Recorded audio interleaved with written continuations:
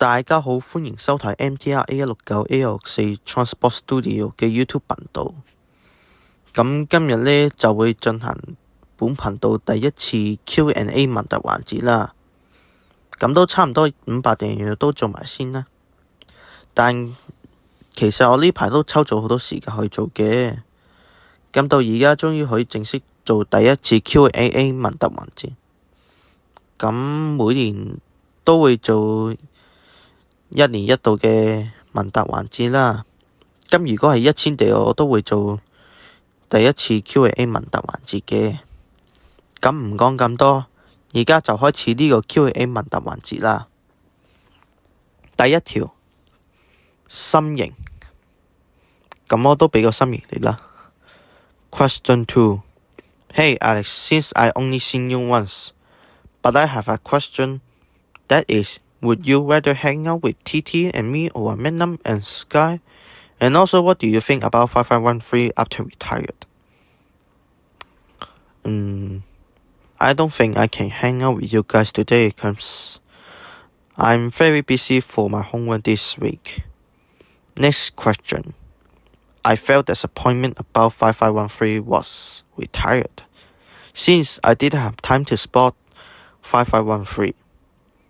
Moreover, it is the only city bus Aeroflow bus which has keep using newer first bus paint. 第三條，你鍾意九巴邊條路線？36、36M、36A 同仲有36 Boy、32、936仲有40 X。第四條，最限咩車？TG2177。Question 5. It seems that many bus fans are starting to use my favorite song Golden Brown. Q&A. Which is better, buses or trains? Both. Cause MTR trains like M trains and CAF trains are going to retire and come down. So that's why I always go to Hong Kong Island or Trinway or Koi Fong to spot M trains. Also met another rail fans like Felix. Moreover, KMB buses like ATU are also come down, but some ATU will be retired quickly and couldn't continue to serve due to its license will expire next year just like AVB is.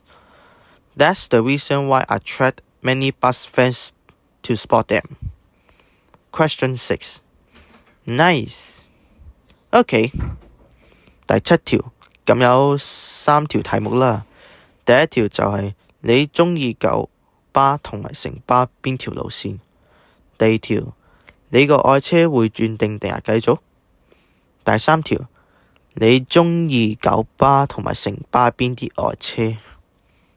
咁答咗第一條先啦，36同埋102。跟住第二條。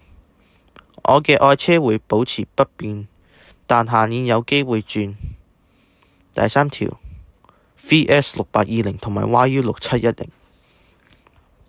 第八條發片要幾頻先可以做到最多 views？ 純想問你個人意見。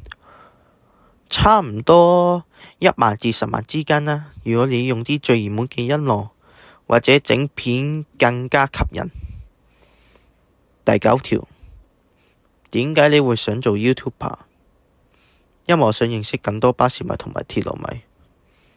第10條，你鍾意 NW3460多啲定係 NV3983多啲？梗係 NW3460啦，佢亦都係我個頻道車。因為我喺上次8月嗰陣見架車上前嗰陣好有力，真係水力好好啦。但係可惜認唔切。因為佢喺我身邊擦過。第11條，你係大師一半啦，因為我有影到 TZ9333 行 2A 同埋 PG7174 行 40X， 但係我認為自己係一個小樹。咁今次 Q&A 問答環節做到呢度先啦，咁下次1000訂閱再做 Q&A 問答環節，咁下次1000訂閱再見啦，拜拜。